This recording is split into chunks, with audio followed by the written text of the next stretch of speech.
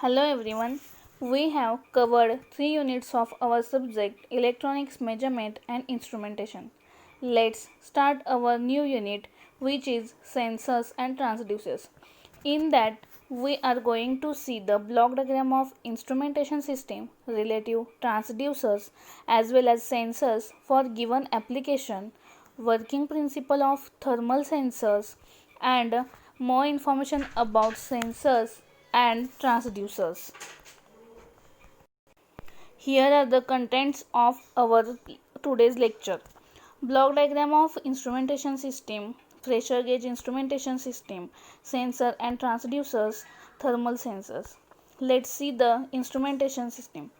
Block diagram of instrumentation system is quantity to be measured, which is the physical quantity we have to measure is sensed by the primary sensing element. Second one is variable conversion element, variable manipulation element, data transmission element and data presentation element. Let's see one by one explanation about every blocks. First, primary sensing element. The quantity to be measured is first detected by primary sensing element. The primary sensing element is a transducer. The transducer is defined as a device which converts one form of energy into another. It converts the physical quantity into electrical signal. The electrical signal is convenient for further processing. The primary sensing element is also known as detector stage. Second one is variable conversion element. The output of the primary sensing element may be in any form of electrical signal, voltage, frequency. These signals may be in a suitable form for the next stage of the system. That is, the input signal is in analog form and next stage of system requires digital signal. So a converter, A to D converter is needed. Next one is variable manipulation element. This is for changing the numerical value of the signal. That is, an electronic amplifier takes small voltage signal at input side and it converts to large voltage signal at output side. This stage also includes signal conditioning, that is distortion due to noise is removed. It also involves amplification, attenuation, chopping, etc. Generally, block 2 and 3 together are known as signal conditioning stage. Fourth one is data transmission element. When elements of an instrument are physically separated, it becomes necessary to transmit data. So data transmission element is used to transmit the available data to next block. Data presentation element. The information about the quantity under measurement has to be displayed in a proper form. The information conveyed must be in a proper form. To the personal or intelligent instrumentation system, this function is done by data presentation system. Next one is pressure gauge instrumentation system. In that, it consists of primary sensing element, variable conversion element, data transmission element, variable conversion element, variable manipulation element, data presentation element. The diagram shows all these data in one form. In that, we will see the spring, mechanical linkage, piston rod, piston, pressure, fluid. The pressure is applied by fluid, pivot, pointer and dial. This is used to define fluid pressure. The fluid pressure causes upward movement of piston. The piston rod also moves upward against the spring tension. A pointer is attached to rod which indicates pressure on dial. Thus, primary sensing element is piston because it senses the fluid pressure first. The piston also serves the purpose of variable conversion element because it converts pressure into force. This force is transmitted by piston rod to the spring, which converts force to proportional displacement. So, piston rod and spring is data transmission and variable conversion element respectively. The displacement is magnified by the mechanical linkage. So, mechanical linkage is variable manipulation element. The mechanical linkage operates the pointer which moves on the dial to give reading of pressure directly. Thus, pointer dial is data presentation element. Next is sensors and transducers. We will detail information of sensors and transducers. Let's start with the sensors. Sensor. It is a device which senses the physical changes in the surrounding and converts into a reliable quantity or electrical signal. We will see the physical changes in surrounding is sensed by a sensor and gives electrical output to the output. Classification of sensors. Classification of sensors based on type of quantity. First one is thermal sensor, second optical sensor, next magnetic sensors, and last one is electric sensors. Let's go with thermal sensors. Temperature is an important parameter for many devices. That is, temperature rise of device itself is to be monitored and should be kept within safe limits. Temperature sensing is done with the help of thermal sensors or temperature sensors. Classification of thermal sensors. Thermal sensors are classified in two types, contact type and non-contact type. Contact type are further classified into thermocouple, RTD, thermistor, IC or semiconductor type, liquid in glass. Non-contact type sensor is pyrometer. Let's go with first type, contact type thermal sensor.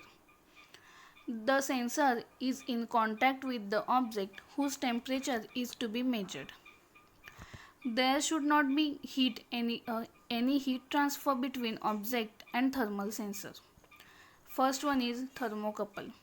When two different metals are joined together, either mechanically or by welding, there is continuously small voltage generated at the point where they meet. This voltage is generated by what is known as thermoelectric effect, that is thermocouple. Resistance temperature or detector, RTD. RTD is a device with a significant temperature coefficient, that is, its resistance varies with temperature, that is resistance temperature detector. It is used as temperature measurement device by passing a low level current through it and measuring the voltage drop. Next is thermistor. Thermistor is also known as thermal resistor. It is a type of resistor whose resistance is depend on temperature. There are two types of thermistor. NTC, negative temperature coefficient, that is when temperature increases, resistance decreases. And second one is PTC, that is positive temperature coefficient. When temperature increases as well as resistance also increases, which is directly proportional, temperature is directly proportional to the resistance. Next one is IC or semiconductor type. In that we will see the four types of thermal sensors: voltage output, digital output, analog output, and resistance output. Features of semiconductor thermal sensors. First one, we will see the LM35DZ thermal sensor is considered for features.